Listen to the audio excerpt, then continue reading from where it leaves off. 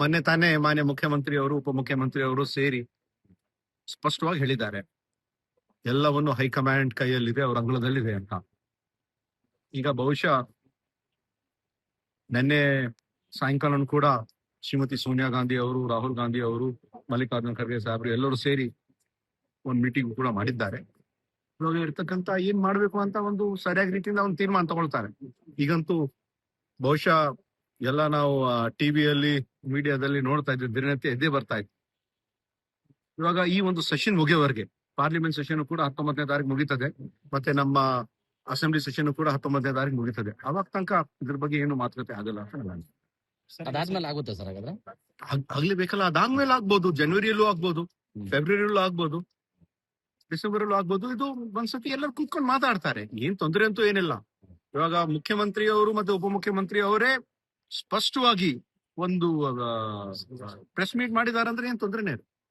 ಅಧಿಕಾರ ಹಂಚಿಕೆ ಸೂತ್ರ ಇದಾದ ಹೈಕಮಾಂಡ್ ಡಿಸೈಡ್ ಮಾಡ್ತಾರೆ.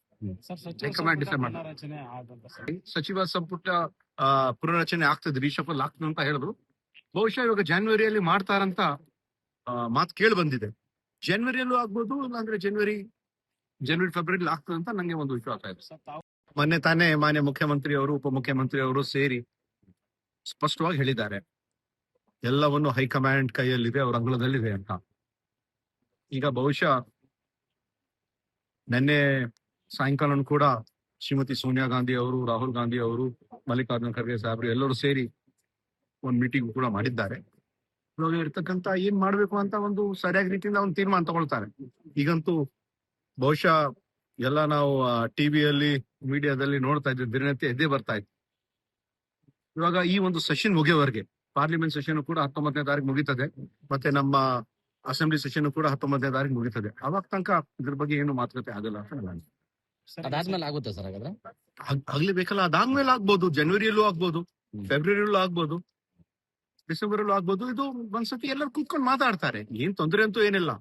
ಇವಾಗ ಮುಖ್ಯಮಂತ್ರಿಯವರು ಮತ್ತೆ ಉಪಮುಖ್ಯಮಂತ್ರಿ ಅವರೇ ಸ್ಪಷ್ಟವಾಗಿ ಒಂದು ಪ್ರೆಸ್ ಮೀಟ್ ಮಾಡಿದಾರೆ ಅಂದ್ರೆ ಏನ್ ತೊಂದರೆನೇ ಇಲ್ಲ.